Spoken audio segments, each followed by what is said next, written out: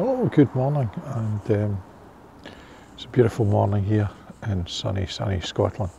Yesterday was a hot day. Today it looks as though it's going to be much the same, and I'm out for a walk. And the walk is important because as a type 2 diabetic, I have to get some of that exercise in, and being at the fringe over the last 3 weeks, there's been a few days where I have blown the amount of steps that I've taken out of the water from the norm. So by the canal, wandering along, getting some of those steps in. And it's been an interesting thing for this week because I've been speaking to my mate Chris Kane about putting together a podcast, and one of the things that we've talked about is I'm in my 50s, he's in his 40s, and looking at weight and health and how we deal with that. Both of us have issues with which to deal, and that's one of the things that we've been looking at in terms of putting together a kind of 6 or 8 podcast series looking at our journey in terms of looking at our own health, particularly for men of our age, because I think that it's a particular issue. A lot of men of our age tend to be reluctant to look at themselves in a particular way. So, with the fringe all done and theatre all put to one side for just now, I'm looking at what September is going to bring in terms of theatre. One of the things that I've seen is the National Theatre of Scotland, who were at the Edinburgh International Festival with a play, The Red Dust Road, based on Jackie Kay's autobiography, which is an interesting piece of theatre, I think, because Jackie has already been quite controversial in her comments about how racist Scotland is still. And in the week that Rangers Football Club have been told by UEFA that they have to shut a certain part of their stand, or there has to be 3,000 less in the return leg to Legia Warsaw because of sectarian chanting in July or June, I think it was, the last competition when they were playing. It might have been longer than that, I can't remember, a Scottish team that was in Europe in June for some considerable time. Then what we're going to end up with is Rangers losing a little bit of money.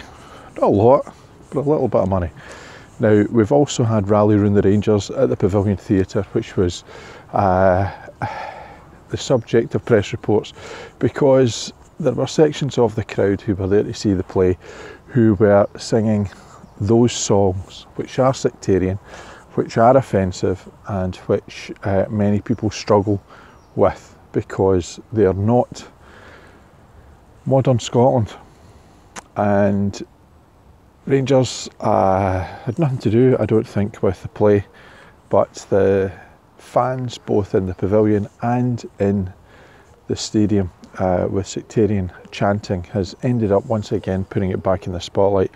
And considering that Chris Taylor is off on tour with singing I'm No a Billy, He's a Tim 2, which looks at this as an issue, takes a humorous look at it, says, look, you know, we are who we are, let's try and find a way past this, and puts a Rangers supporter and a Celtic supporter together.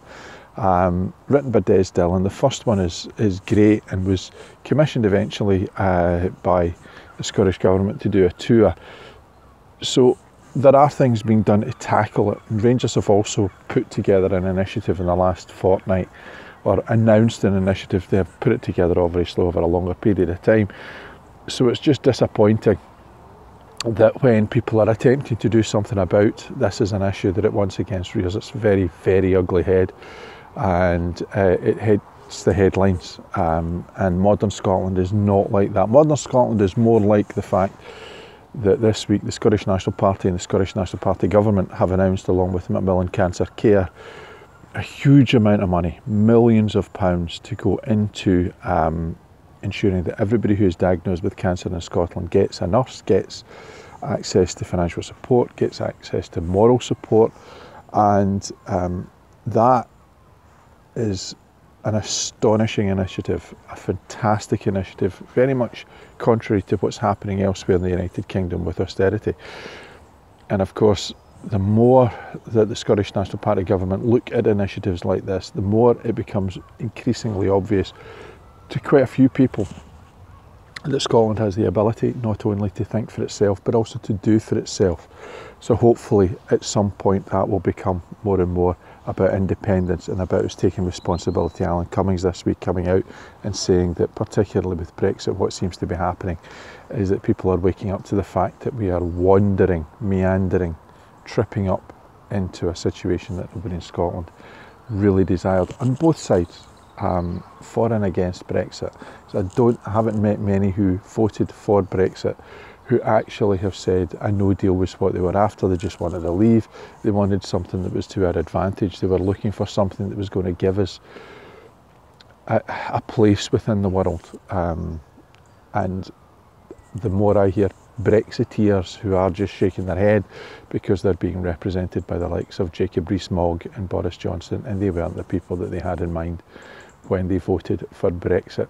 So the Scottish National Party government, who've been in power for about 10 years plus, are now finding new initiatives, which is exactly what they need in order to prove that they're still a government of radical thought. So this week in sport as well, what else have we had? I've written about a boxer who I think is done for Ringside Report, and that's Danny Williams, a man who beat Mike Tyson. Tyson retired because a ligament in his leg went, but Williams got that win, got to go on and fight for a WBC title against Vitaly Klitschko. Didn't get past the 8th round in that one, but he came up to Scotland. He fought Lee McAllister, who is a lightweight for the WBU heavyweight title of the world. A minor title is probably inflating its importance, but he was beaten, knocked to the floor, and everybody thought that's it, now he's finished, surely to God. He's fought about 80 odd times, he's lost nearly 30 times. He's gone from being a guy who could share a ring with the likes of Vitaly Klitschko to somebody who is now wandering around Eastern Europe as a journeyman, just fighting whoever it is that's going to be his next payday and suffering. We thought that was it, all done, July 2018, and the next thing we see him being floored again by a guy who's only got 5 fights in him, away out in Russia. And so I wrote about how we just hope that's it, it's the end, and he won't don the gloves anymore. He's retired so many times, he makes Sinatra look like an amateur in terms of comebacks. Last night as well, Anthony Yarde went to Russia in order to try and beat Sergei Crusher Kovalev and didn't manage it. He almost got him out in the 8th round. He was on the cusp, maybe with a little bit more experience. Remember, Anthony Yarde has fought 12 amateur fights, 18 professional fights, so it's 30 in total in a square ring, and he had the opportunity of fighting for a world title. Who's going to turn that down? But fell a little short, stopped in the 11th, at the 11th, absolutely superb shot. Not quite from out of nowhere, but certainly Kovalev caught him with something that wasn't telegraphed, and down went Yarde. He'll come again, good kid, brings a lot of controversy because of his trainer, which brings a lot of headlines and a lot of attention, which isn't a bad thing. In football, Ayr United beat Queen of the South, which was great, but it's also a weekend where English football may lose 2 very substantial clubs, Bury and Bolton Wanderers. Both of them are on the brink of extinction, and that's not a good thing for either of their communities. I know how important football clubs are to communities because of my association with Ayr United over the years, but one of the things that I think is hugely important is the role of an owner, and the owner of Bury FC, if you pardon the pun, looks as though what he wants to do to Bury is bury it.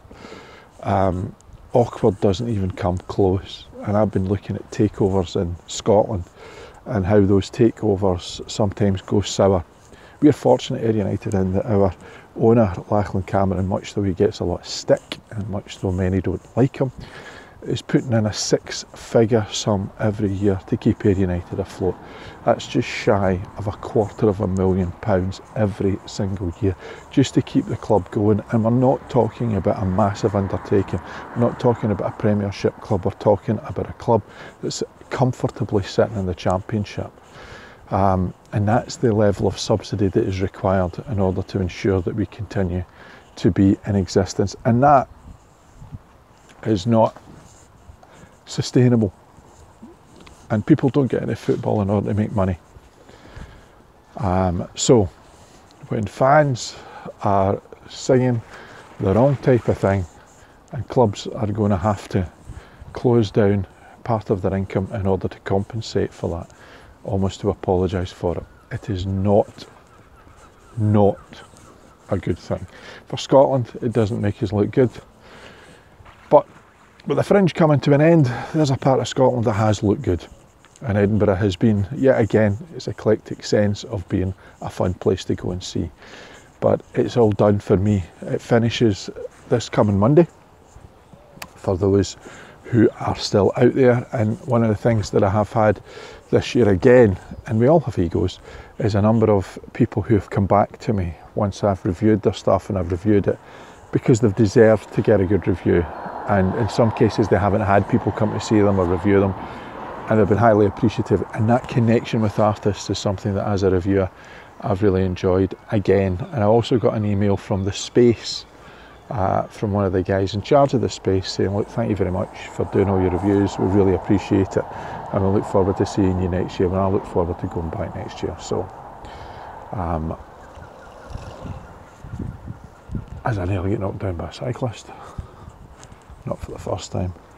Therefore, I'm done for this week. So next week, it might be the same place, it might be somewhere else, I don't know. I certainly know that next week is the Canal Festival's fireworks display on the Saturday, so we'll see what that brings. Until then, bye for now.